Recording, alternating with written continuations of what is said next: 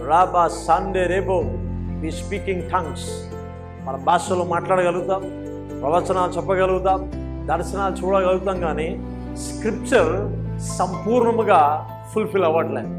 దేవుని వాక్యము సంపూర్ణముగా నీ ద్వారా ఫుల్ఫిల్ అవ్వట్లేదు, మన ద్వారా ఫుల్ఫిల్ అవ్వట్లేదు. అవునా? అందుకనే దేవుని వాక్యం నిన్ను ఏం పురుకొల్పుతుందంటే మెయింటైన్ ఏ బ్రదర్లీ లవ్ అంట. అవునా? ఏం మెయింటైన్ చేయమంటుంది? సహోదర ప్రేమ ఏం చేయమంటుంది? మెయింటైన్ చేయాలంట. హల్లెలూయా. నేను చెప్పట్లేదు, మళ్ళీ చదువుదాం. 23, అదే మొదటి పేద 23.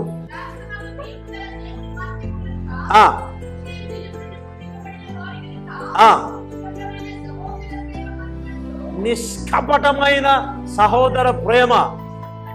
ఆ కింద రాసుంటే మంచుకోండి. వాడు ప్రతిసారి నిన్ను తిడతానే ఉంటాడు, ప్రతిసారి నిన్ను మోసం చేస్తానే ఉంటాడు, నువ్వెన్ని డబ్బులు ఇచ్చినా కూడా ఏమి ఇచ్చినావు అని అంటాడు, ఉన్నదంతా వాళ్ళకే ఇచ్చినా కూడా ఏం చేసావు నాకు అని అంటాడు అని రాసుంటే బాగుండు అక్కడ. చదుదాం. సహోదర ప్రేమ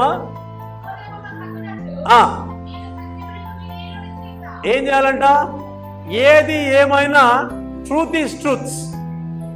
అవునా? నీకు అతనికి గొడవ రాని, ఇంకేదైనా చేయని, ఇంకేదైనా మోసం చేయని, ఇంకేదైనా కానీ జ్ఞానముతో ఉండొద్దని బైబిల్ చెప్పట్లేదు. కానీ జ్ఞానము కలిగి ఉండి నీ సహోదరుని ప్రేమించాలి, కానీ ఏం చేయొద్దంట?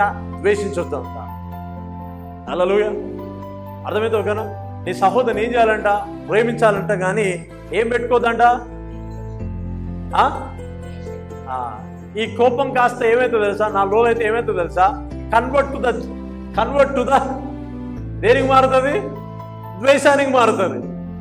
మొక్కను చూస్తేనే ఏదో అనిపిస్తుంది మనకి. దేవునికి స్తోత్రం. హల్లెలూయా. ఏమంటుంది తెలుసా? Not only your brother, not only your own brother. అవునా? నీ సంఘములో నీతో ఉన్న సహోదరుడైనా, నీతో ఉన్న సహోదరితో అయినా స్టిల్ అగాపే లవ్ అనేది నీ హృదయ అంతరంగంలో నుంచి అది ఎప్పటికీ ప్రవాహం వలె ప్రవహిస్తూనే ఉండాలా.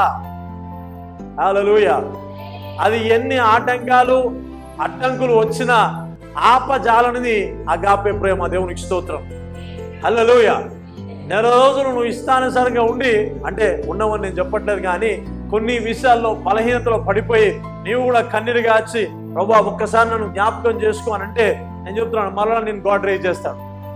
అది అగాపే లవ్. అది అగాపే లవ్. అది నిన్ను మళ్ళీ రేజ్ చేస్తుంది. సేమ్ వే నీవు కూడా ఏమన్నా అంటే, నీవు వాళ్ళని ఎట్లా జయించాలంటే, నీ కోపం వల్ల నువ్వు జయించలేవు, కానీ నీకున్న అధికారం వల్ల నువ్వు జయించలేవు, కానీ క్రీస్తు ప్రేమను బట్టి మనం వారిని జయించగలుగుతాము. ఆమేన్. బ్రదర్, ఈ సబ్జెక్ట్ కొంచెం కష్టతరంగా ఉంది. ఇదే సత్యము. హల్లెలూయా. గంట సేపు నేను భాషలో మాట్లాడి, అవునా, సడన్ గా నా సహోదరు నుంచి ఫోన్ వచ్చిందనుకో, పెట్టే ఫోన్, ఫస్ట్ పెట్టే ఫోన్. ఏం ప్రార్థన చేసినా నేను?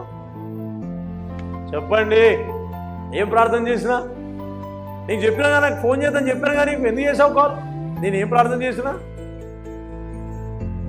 అందుకనే కొందరి విశ్వాసుల యొక్క హృదయాలలో సంపూర్ణత కనిపించదు. They pray in tongues. They pray in tongues, but సంపూర్ణంగా కదలలేదు వాళ్ళు. పరిశుద్ధాత్మ యొక్క స్వరాన్ని గుర్తెరగరు. అవునా? మొదటి యోహానుకు వచ్చిన ప్రతిసారి సహోదరు పట్ల ద్వేషం ఉందనుకోండి, మొదటి యోహానుకు వచ్చినప్పుడు ప్రతిసారి ఇది మా తమ్ముని కోసం కాదు, ఇది నా కోసం కాదని పేపర్ తిప్పేస్తా ఉంటాం. అవునా కాదా? అది చాలా నేను తాకుతూ ఉన్నా, నిన్ను ఆ హృదయ అంతరంగంలో తాకుతూ ఉన్నా కూడా తాను నీ విషయంలో చేసిన మోసమే కనిపిస్తూ ఉంటుంది.